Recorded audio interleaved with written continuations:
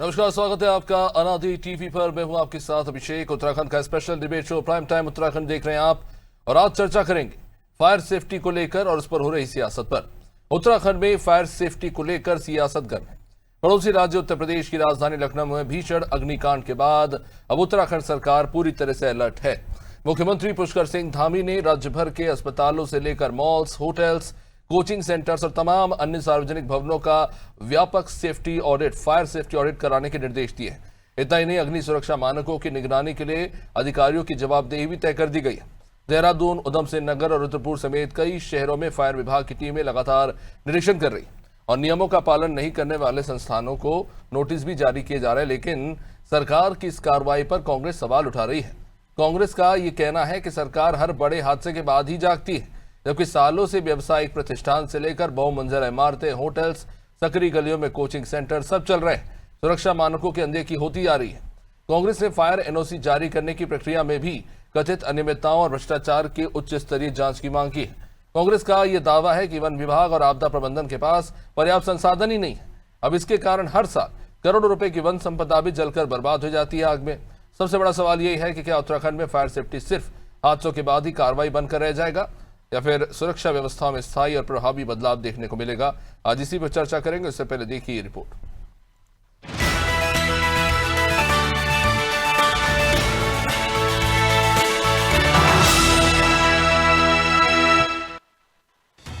देश में हुए कई बड़े अग्निकांडों की जांच में सामने आया कि सुरक्षा मानकों की अनदेखी, अवैध निर्माण और फायर ऑडिट में लापरवाही हादसों की बड़ी वजह रही है।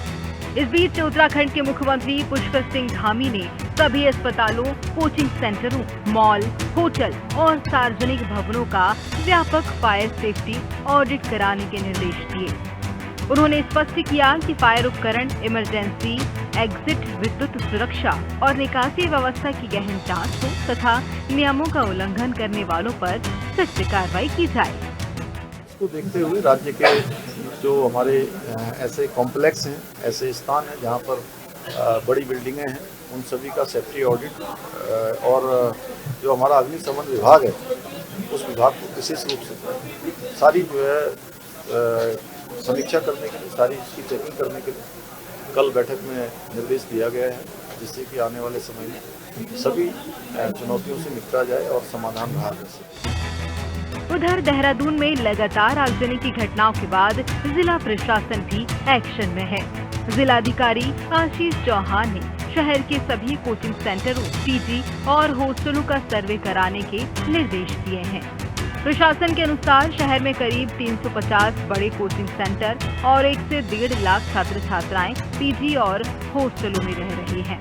Karanpur, Rajpur road, GMS road, Ballupur, Premnagar, Bidholi और क्लेमेंट टाउन जैसे इलाकों में सुरक्षा मानकों की जांच तेज कर दी गई है। इस मामले में कांग्रेस का आरोप है कि सरकार केवल बड़े हादसों के बाद ही जागती है। इससे पहले भी राज्य के विभिन्न व्यावसायिक प्रतिष्ठानों और सक्रिय गलियों में चल रहे कोचिंग सेंटरों में सुरक्षा की अनदेखी की जाती रही है। नियमों को ताक पर रखकर बहुमंजिला इमारतों और होटलों को फायर एनओसी कैसे मिल जाती है, जिसकी उच्च स्तरीय जांच होनी चाहिए। तो इसी क्रम में सरकार को ये देखना होगा कि जो नियम है कोई भी कमर्शियल प्रतिष्ठान के लिए उनका पालन सुनिश्चित कराने की जिम्मेदारी सरकार की है, अधिकारियों की है। फायर सेफ्टी के क्या मेजर हैं इसकी भी जो है जिम्मेदारी सरकार की है, और सरकार को अपनी जिम्मेदारी को पूर्णतः निभाना चाहिए, क्योंकि कोई घटना घटित होने के बाद अगर आप चौकन्ने होते हैं तो उसका कोई फायदा नहीं होता, क्योंकि इस तरीके की घटनाएं कहीं ना कहीं भ्रष्टाचार की तरफ इशारा करती हैं कि जो अधिकारी हैं, जो लोग हैं जिनके ऊपर ये जिम्मेदारी है कि वो कानून का पालन कराए, शायद वही लोग कहीं ना कहीं इस दबाव में होते हैं सरकार की तरफ से कि कॉम्प्रोमाइज की स्थिति में होते हैं। तो आधुनिक इमारतें तभी सुरक्षित हैं जब उनमें फायर सेफ्टी के सभी मानकों का ईमानदारी से पालन हो। विशेषज्ञों का कहना है कई भवनों में फायर एक्सटिंग्विशर्स एक्सपायर मिलते हैं, इमरजेंसी एग्जिट बंद रहते हैं और कर्मचारियों को आपदा प्रबंधन का प्रशिक्षण तक नहीं होता। ऐसे में सवाल यही है कि क्या फायर सेफ्टी ऑडिट सिर्फ कागजी औपचारिकता बन गया है? क्या जिम्मेदार एजेंसियां समय रहते कार्रवाई करेंगी या फिर किसी बड़े हादसे के बाद ही व्यवस्था जागेगी? क्या देश में फायर सेफ्टी ऑडिट व्यवस्था को पूरी तरह जवाबदेह और पारदर्शी बनाने का समय आ गया है? ब्यूरो रिपोर्ट, अनादि टीवी।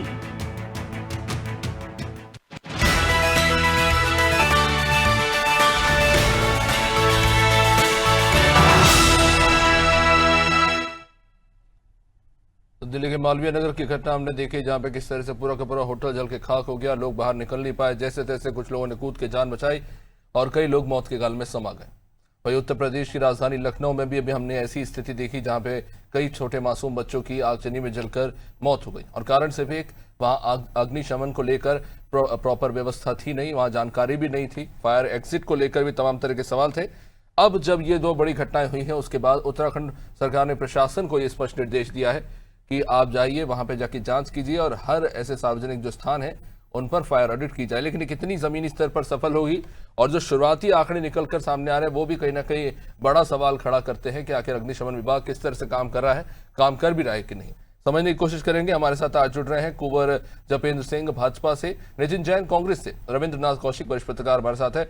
बहुत बहुत स्वागत आप सभी का। कुंवर जपेंद्र जी, जाहिर तौर पर अच्छी बात है कि राज्य सरकार ने कहा है कि इस पर एक्टिवली एक्शन लिया जाए। 2000 के लगभग संस्थानों में अब तक आप लोगों ने जाके वहां पे जो प्रशासन ने वहां पे जांच की है और उसमें से 850 को नोटिस जारी हुआ है। ये आंकड़े ही अपने आप में बता रहे हैं कि कितनी खराब स्थिति है फायर सेफ्टी को लेकर, और एक तरह से ये भी कह सकते हैं कि गंभीरता देखने को नहीं मिल रही। तमाम कारण है इसके पीछे, लेकिन भाजपा का क्या कहना है इस पर? हाँ, जरूर एक घटना हुई है, उसके बाद जागा है प्रशासन, लेकिन क्या इस बात से इनकार किया जा सकता है कि कुछ दिनों बाद फिर वही ढाक के 3 पात वाली स्थिति होगी? फायर सेफ्टी को लेकर संबंधित विभाग और सरकार के कड़े निर्देशों का सभी लोग पालन करते हैं। अब फायर सेफ्टी में जितनी हमारी बहुमंजिला इमारतें हैं, ऑफिसेस हैं, वहां जब वो इमारतें बनती हैं उसमें वायर्स, अच्छी कंपनीज की वायर्स लगाएं, ये एक अवेयरनेस प्रोग्राम है। उसके अलावा वहां पे वेंटिलेशन की प्रॉपर व्यवस्था हो, सिलेंडर भरे हुए हों, और किस तरह से वहां ऐसी घटनाओं पे काबू पाया जाए, इसके लिए संबंधित विभाग कार्य करता है। लेकिन कांग्रेस को केवल और केवल राजनीति करनी है। जो खुद भ्रष्टाचार की जननी रहे हैं, आज उन्हें भारतीय जनता पार्टी के शासन में जब उनकी कमाई के सारे रास्ते बंद हो गए और नियमों का कड़ाई से पालन कराया जा रहा है, और कहीं छुटपुट कोई घटनाएं टेक्निकल फॉल्ट की वजह से, अत्यधिक गर्मी की वजह से लोग समय पर सर्विस नहीं कराते हैं, सर्विस ना कराने की वजह से वहां पे कोई स्पार्किंग हो गई, तो इन चीजों को लेके भी लोगों में संबंधित विभाग कांग्रेस तो ये कह रही है कि आप बात तो कर रहे हैं कि सभी नियमों का पालन सख्ती से कराएंगे, कड़ाई से कराएंगे, पर बोल रहे हैं आपके पास तो इतने संसाधन ही नहीं है और ना ही इतने लोग हैं। ये कांग्रेस का कहना है ना। तो कांग्रेस जब आरोप लगाती है तो आरोप लगाने के साथ ये भूल जाती है कि वो कह क्या रही है। ये भारतीय जनता पार्टी का शासन है। एक सुशासन की दृष्टि से और विभागों की कार्य प्रणाली की दृष्टि से माननीय मुख्यमंत्री जी खुद उसकी मॉनिटरिंग करते हैं, और ये को बहुत अहम विभाग है। फायर सेफ्टी को लेकर जिस तरह से महानगरों में घटनाएं होती हैं, देहरादून भी एक महानगर की शेप लेता जा रहा है। देहरादून के अलावा और हमारे जनपद हैं, सभी जगह के लिए एक जैसे नियम है। लेकिन अवेयरनेस प्रोग्राम आज जितने भारतीय जनता पार्टी के शासन में चलाए जा रहे हैं, विभागों को जितनी सहूलियत दी जा रही है, जितने उन्हें ट्रेनिंग देने का काम किया जा रहा है, तो ये आज से पहले तो कभी हुआ ही नहीं। इसीलिए यहाँ पे स्थिति नियंत्रण में है, और उसे बिल्कुल जीरो जोन में लाने के लिए कि इस तरह की घटनाओं से पूरी तरह से बचाव रहे, तो सभी जिलाधिकारियों को निर्देश हैं। फायर सेफ्टी रूट को लेकर संबंधित विभाग उसमें अपने काम कर रहा है। उनकी जरूरतों के हिसाब से उनके पास इक्विपमेंट या अन्य साधन उन्हें उपलब्ध करवाने की दृष्टि से सरकार ने समय समय पर बजट जारी किया है। कांग्रेस के साथ परेशानी यह है कि हर संवेदनशील मुद्दे पे राजनीति ढूंढना और सरकार के ऊपर क्वेश्चन मार्क लगाना, ये राजनीति नहीं होता है, क्योंकि मुद्दा भी कांग्रेस के पास कोई काम ही नहीं है। इतने संवेदनशील मुद्दे के ऊपर भी आप राजनीति करें तो ये तो कांग्रेस के पतन का मुख्य कारण है।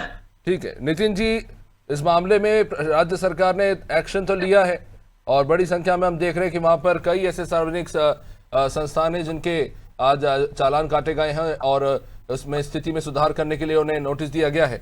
तो काम तो हो रहा है, स्थिति में सुधार हो रहा है, इसको लेकर सवाल क्यों उठाया जा रहा है? आप भी जानते हैं कि जो अग्नि विभाग है उसका बजट बहुत सीमित होता है और उसमें कहीं ना कहीं उससे काम चलाने की कोशिश हो रही है। अभिषेक जी, मैं प्रिय साथी बीजेपी के प्रवक्ता जिसे ये पूछना चाहूंगा कि अभी इन्होंने कुछ चीजें ऐसी बोली है कांग्रेस के बारे में। आपने बोला है कि अभी काम हो रहा है, मुझे ये बताएं कि पिछले 10 साल में फायर सेफ्टी के रिगार्डिंग कितने अवेयरनेस प्रोग्राम प्रदेश में चलाए गए हैं। अभी इन्होंने बोला है कि इक्विपमेंट लगाते हैं जिसमें आग लग जाने के कारण या गलत वायर के कारण वो फायर के जिम्मेदार होते हैं। तो इन्होंने अपनी गवर्नमेंट की सारी जिम्मेदारी आप पब्लिक के ऊपर डाल दी। दूसरी बात, इन्होंने सबसे बड़ी बात बोली है कि इनके पैसे के रास्ते बंद हो गए। तो आप समझिए कि धन उगाए का रास्ता बंद हो गया, उसके बाद आप ये कह रहे हैं कि उस डिपार्टमेंट में पैसे नहीं है। आपने 10 साल में आज तक फायर सेफ्टी के लिए कोई वर्क नहीं किया और इसका सबसे बड़ा प्रूफ ये है कि किस तरह उत्तराखंड में जंगलों में आग लग रही है। आप समझ सकते हैं कि जितने भी बड़े इनके टाइम के कॉलेजेस हैं, जितने बड़े हॉस्पिटल हैं, जितने बड़े प्रोफेसर इन लोगों के हैं बीजेपी वालों के, उसमें अगर आप जाके निरीक्षण करेंगे तो जितने भी फायर सेफ्टी उपकरण है सब एक्सपायरी डेट के होंगे। अधिकारियों ने जो एनुअल चालान जमा होते हैं संस्थाओं के, जो परमिसेस के चालान होते हैं, जो हॉस्पिटल्स के चालान जमा होते हैं, वो भी चालान जमा नहीं हुए और आधे से ज्यादा संस्थाओं को एनओसी नहीं है। आप इस बात को देखिए कि करप्शन किस उस स्तर पे आ चुका है और ये ब्लेम करते हैं कांग्रेस को। इनको आदत पड़ गई, क्योंकि जो भी इनकी अपने घोटाले हैं, जितने भी इनकी अपनी कमियां, अगर ये कांग्रेस को नहीं बोलेंगे तो ये पब्लिकली जाके आज ये अपने मुंह से बोल रहे हैं कि पब्लिक की गलती, हमारी कोई गलती नहीं है। कल को कोई बड़ा हादसा हो जाता है, इनसे पूछे कि इनके जो संस्थानों को परमिशन किसने दी। आज 90% के पास संस्थानों में जो दूसरा गेट नहीं है बाहर निकलने के लिए, जबकि आपको परमिशन नहीं मिल सकती। इनके पेट्रोल पंप पे इक्विपमेंट नहीं लगे हुए हैं और जो लगे हुए हैं हॉस्पिटल ऑफिस में सब एक्सपायरी है। उनके अधिकारी जाके पैसे लेके आते हैं हमारे साल में और उसका चालान भी जमा नहीं होता। कानून और सेफ्टी तो आप भी समझ सकते हो। और रही बात मुख्यमंत्री की, तो चुनावी साल में औपचारिकता पूर्ण जो बयान उनका आया है कि हम ये कर रहे हैं वो कर रहे हैं, ये तो फोटो स्टेट है। इनके यहाँ बुलडोजर जब चलता है जब यूपी में चलता है, इनके यहाँ सारे काम जब होते हैं जब यूपी सरकार करती है। इनका अपना कोई चलाने का ढंग ही नहीं है। ये तो दूसरे स्टेट को देखते हैं, ये ढोल जब बजाते हैं जब आपको मौका दूंगा जपेन जी, आपको मौका दूंगा इस पे जवाब देने का, लेकिन उससे पहले बात करते हैं इस पे, और ये बड़ा महत्वपूर्ण है। रविंद्रनाथ जी, एक तरफ बात हो रही है सिलेंडर्स की, संसाधनों की, लोगों की और ट्रेनिंग को लेकर, दूसरी तरफ एक सबसे महत्वपूर्ण चीज है वो ये है कि स्कूल कॉलेजेस के बच्चों को और दफ्तरों में काम करने वाले जो आम कर्मचारी होते हैं, क्या उन्हें रेगुलर सिखाया जाता है कि फायर एक्सटिंग्विशर का किस तरह से इस्तेमाल करना है, किस तरह से बचाव करना है, आग लग जाए तो अपनी रक्षा और दूसरों की रक्षा किस तरह से करनी है? क्या इस पर ध्यान दिया जा रहा है? क्योंकि आग लगने के शुरुआती चरणों में अगर सावधानी बरती जाए तो आग विकराल रूप लेने से बच सकते हैं। और कहीं ना कहीं हमें यही दिखा है लखनऊ के मामले में भी और दिल्ली के मामले में भी कि आग भड़की लेकिन उसे बुझाने के प्रयास की बजाय वहां पे लोग इधर उधर भागते नजर आए, क्योंकि ना उनके पास उपकरण थे ना कोई ट्रेनिंग थी। रविंद्र जी, नहीं, एक्चुअली ये सरकार के बारे में क्या कहूँ मैं। देखिए, जो मानव प्रवृत्ति है वो तात्कालिकता की होती है। कहीं कोई बड़ा एक्सीडेंट हो जाए तो हम सड़क सुरक्षा के ऊपर चर्चा करेंगे, उसकी चिंता करेंगे, उसकी जो है सतर्कता होगी। आग लगी है, 2 घटनाएं होगी, एक दिल्ली में एक लखनऊ में।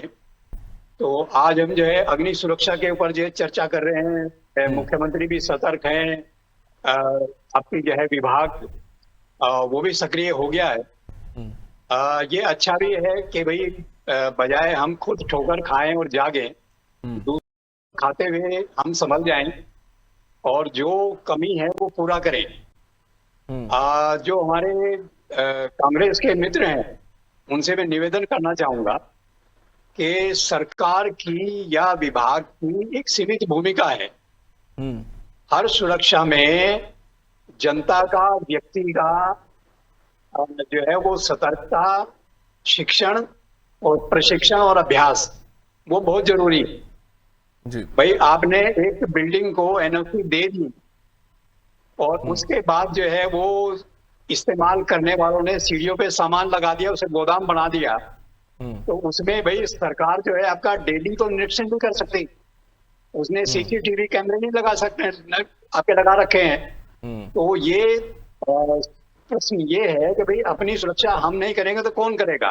भाई सरकार आगे चेक करे कि भाई आपके जो है वो अग्नि शमन यंत्र जो है वो कालातीत हो गए हैं, एक्सपायरी डेट उनकी हो गई है, ये सरकार ही आगे क्यों देखे?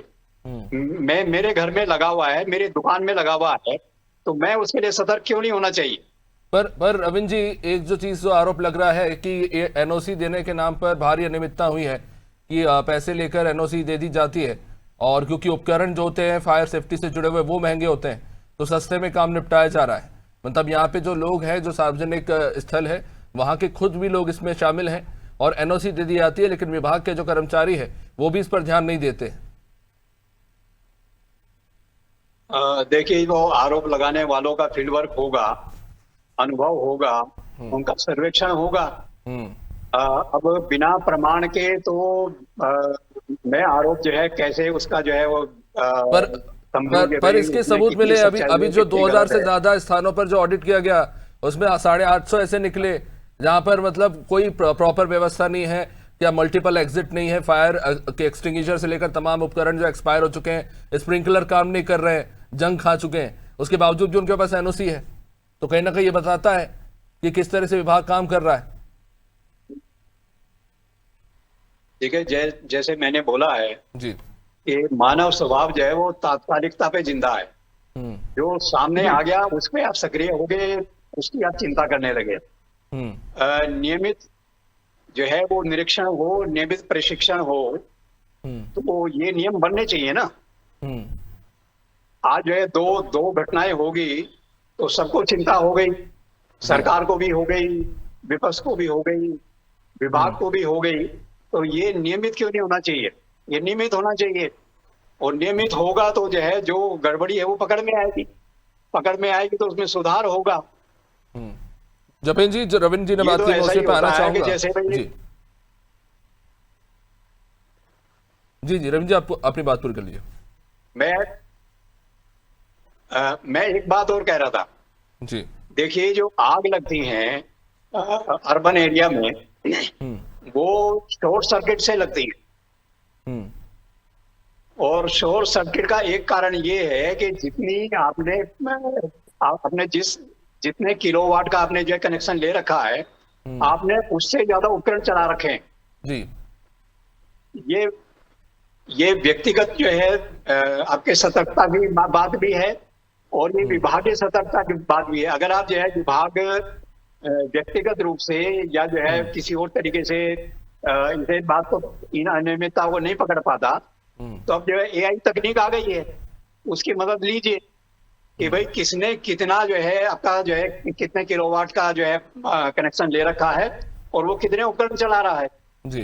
तो इसकी भी जो है जांच होनी चाहिए, बजाय कभी कभी जानकारी के अभाव में भी लोग ऐसा करते हैं और जनहानि हो। जी, जानकारी के अभाव में भी ऐसा करते हैं, और कभी कभी पैसे बचाने के लिए भी होता है।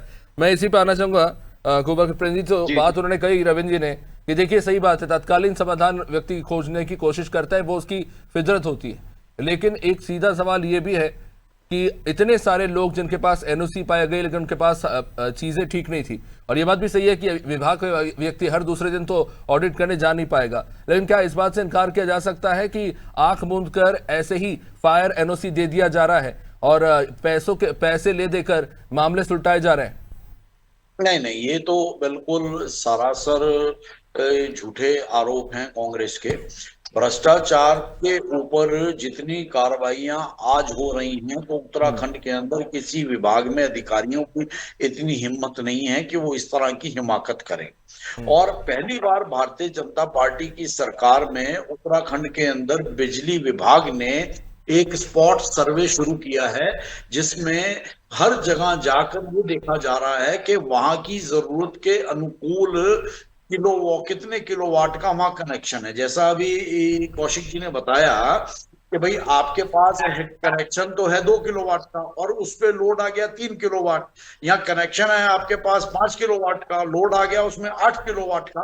तो ये अनियमितताएं होने की वजह से शॉर्ट सर्किट की उसमें संभावनाएं बढ़ जाती हैं और वही फायर सेफ्टी के लिए ये घातक सिद्ध होती हैं। तो पहली बार भारतीय जनता पार्टी के शासन में युवा मुख्यमंत्री जी के निर्देश पर प्रदेश के अंदर बिजली विभाग ये स्पॉट सर्वे कर रहा है। ये अच्छी बात है, अच्छी बात है जपेन जी, लेकिन एक और महत्वपूर्ण चीज है, वन अग्नि की जो घटनाएं हो रही हैं और आपने वहां पे लोकल ऑब्जर्वर भी रखे थे जो इस तरह की घटनाएं होती तुरंत रोक सके, पर ऐसा देखने को नहीं मिला है। वन अग्नि की घटनाएं हमने देखी कितनी तेजी से बढ़ी वहां पे और कितनी सारी घटनाएं हुई, दर्जनों घटनाएं ऐसी हुई, तो वो भी हम रोक नहीं पा रहे हैं। कई बार नेचुरल डिजास्टर की कुछ घटनाएं ऐसी होती हैं जिन्हें संभालने में थोड़ा वक्त लग जाता है, लेकिन अगर आप पिछले वर्षों के मुकाबले देखें ये आंकड़ा, तो भारतीय जनता पार्टी ने अपने विभागों को, उनकी मॉनिटरिंग को, उनके कार्यशैली को, उनकी कार्य प्रणाली को इस हद